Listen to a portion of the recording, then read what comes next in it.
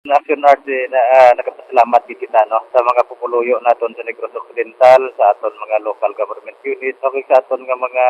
kaupod sa kapulisan no nga nag-cooperate kag bulig gid no sa kampanya naton against all forms of illegal activities kag sa aton nga anti-criminality operation sang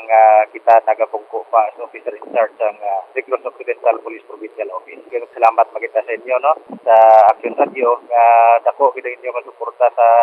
akon kag ang inyong advocacy man para mapalinton sa aton pumuluyo ang aton nga kausa kampanya naton against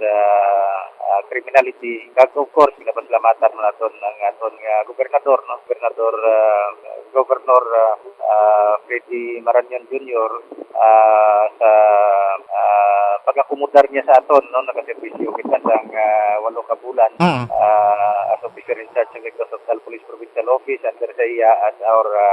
father no ng Negros Occidental kag sa suporta man niya ginatag sa aton kag sa aton nga mga kapulisan. Sa aton nga pumuluyo ang aton gid pinsaron pirmi nga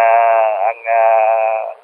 obrahon naton para gid makalinong kag sa katawhayan sa aton nga probinsya para gid nga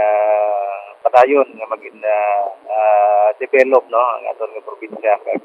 sa aton nga kapulisan sigihon lang gid no ang